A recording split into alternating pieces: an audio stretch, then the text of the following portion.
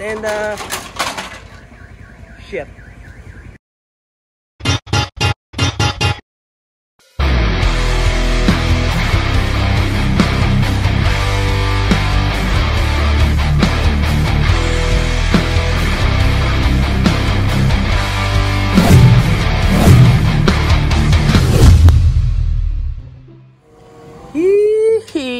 What is up mga ka-hardcore?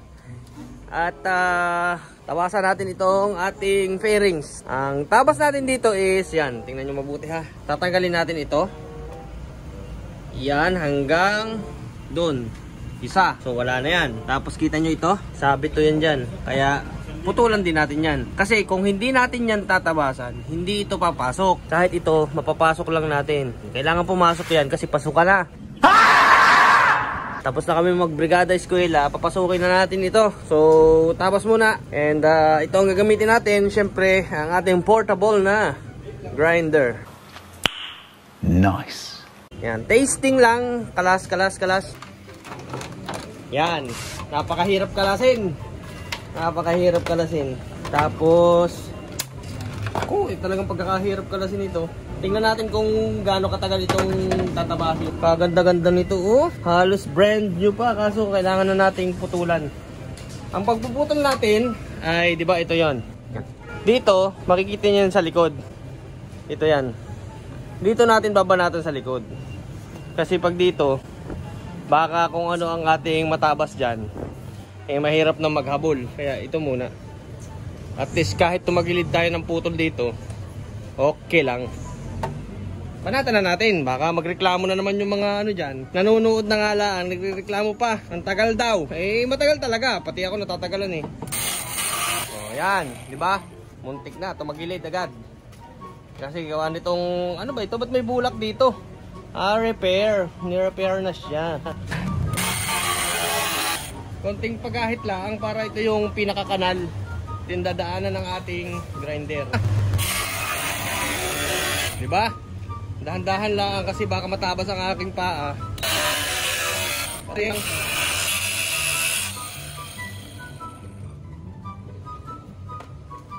Hagip ang sticker. Testing, lilinisan na lang natin mamaya. Ay, pero pwede, okay naman ako. Pantay eh. Ibang klase ka talaga, Zero Allen. Salpak lang natin yung part na to. Para makita nyo yung, ma-imagine nyo yung ginaganon ko. Yan. Okay. So kay stalker, ganyan din yung itsura niya. Kaso sa part nito, yan. Sabit. So tatabasan pa natin yan, part na yan. Yung sakto lang, saktong tabas lang. Ganyan yan eh. Hindi yan sasagad. Hindi mo maisagad. Gusto ko sanang tabasan itong parte na to. Kaso ganun pa rin. Kaya para hindi tayo magpakahirap, putulin na natin ito dito ng husay. Yan. Pero bago yun, ito muna ang kabila. Para pantay. Okay. Next. Rekta tabas agad. Ito kasing iron hoof na to. Madaling gamitin. Madaling ipantabas kasi magaan. Tapos walang wire. Walang pumipigil sa'yo. Kaya ang daling maggayat pag ito yung gamit.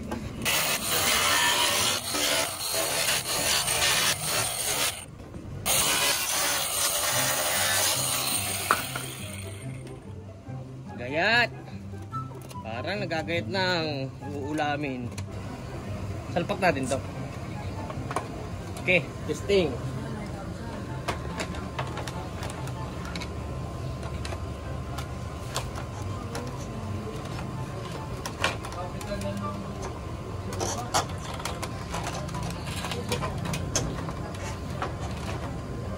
Ayaw lumusot kasi sabit.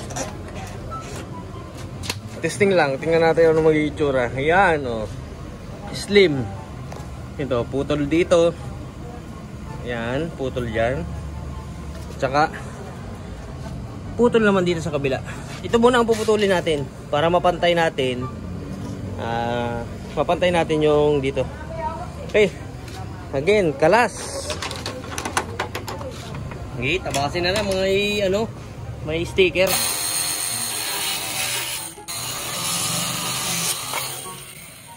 Ubos ang fairings. fairings pala, fairings. Baka mabash na naman tayo. Sasabihin pa, mali-mali na naman ating mga terminologies na sinasabi. Salpak, dahan-dahan lang.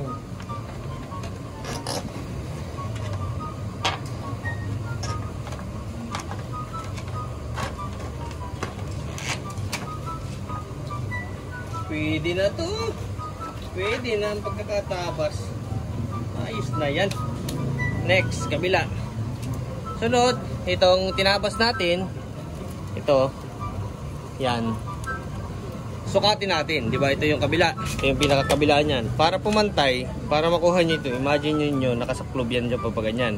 Para mapaglapat nyo pa ganyan. Kunin nyo yung kanyang pantay. 2 butas yan. Yan. Tapos markahan nyo na lang para hindi kayo magkamali. Yan.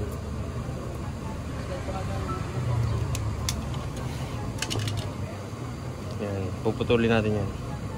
Okay, cut.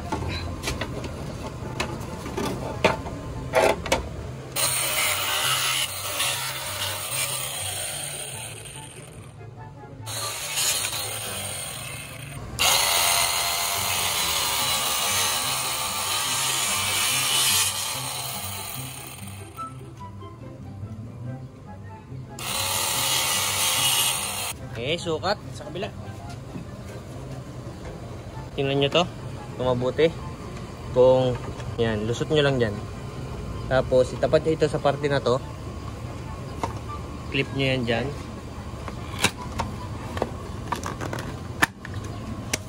Pwede na, sumalpak na. Okay, tabi muna natin itong mga pinagtabasan.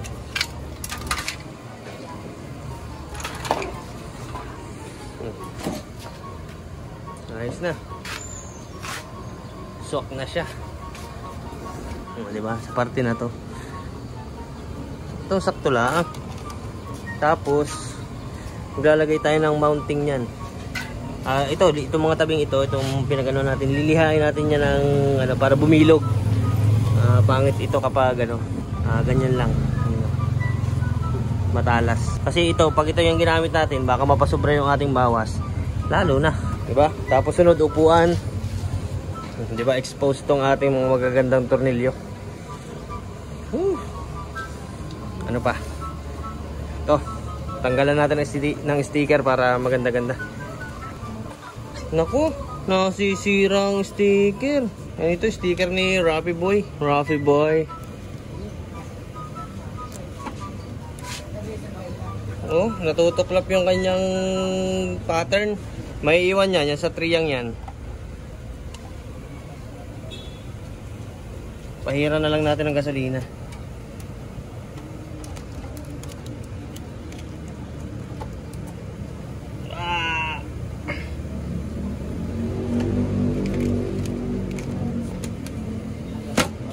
Yung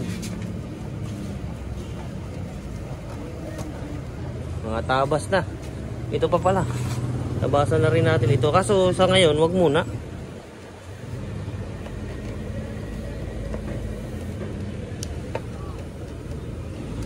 Bakit ito parang ang linis? Yung isa okay pa sana to.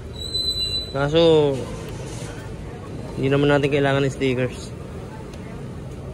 Ang hirap, ang tigas. Mas matigas to kumpara dun sa kabila.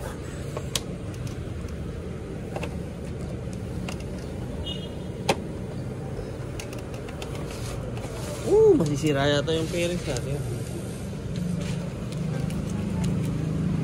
Okay, so ito lilinisan na lang natin yan.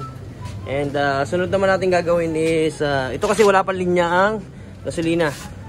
Lilinyahan natin yung gasolina natin dyan. Ito. Kung maiikot natin ito, iikutin natin ito dito nakaharap. Diba nakatalikod, ihaharap natin dyan. Kasi yung ating pinaka sa gasolina, yung pinaka natin, ang tawag dito, nipple ba ito? Ito yan, nakaharap naman doon para maigsila ang malinis tingnan. Tapos ang bibili natin na fuel filter ay pang multicab. Okay, so ito yung carburetor natin, hinugot natin. And ito Iti-twist natin ito kasi dapat yan doon nakaharap. Yan. Sana matwist. Oy, lambot lang ah. Sana matwist. Kasi kung hindi, ay pwede. Pwede siya, giliw.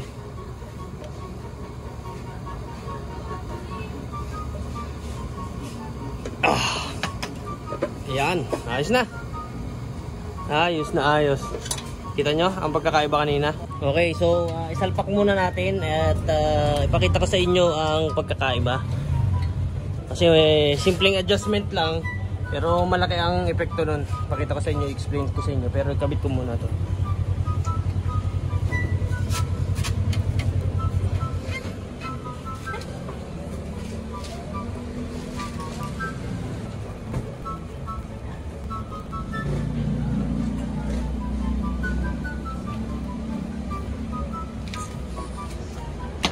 Okay, so diba in-adjust natin yan. Ito na siya ngayon. Ang pinaka lalagyanan niya ng fuel hose is nandito siya ngayon. Dito yung natin papakayapin. Tapos ito lang. Diba? Napakasimple. Yan lang. Ay, kung papaikot-ikutin pa natin yan doon, nakaangat yan doon, iikot pa yun kung saan yung fuel hose natin. Hahaba pa. Eh kung naandito, naandyan, tapos naandito yung fuel filter. Ang gagamitin natin fuel filter dyan ay pang multicab. Yan o. Tapos dito salpak, hose clamp. Okay, ayos na yan. Pwede nga walang hose clamp yan kasi carburetor type to wala naman tong pressure. Ito para sa dual injector natin. So ipakita ko sa inyo yung dual injector natin. Okay, so ito yung mga injector natin. Ito pang Mio M3. Yan, pang Mio M3, 8 holes. Focus, ayaw mag-focus, 0.1 ko muna. Yan.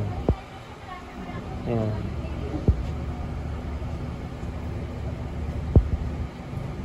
Tapos ito,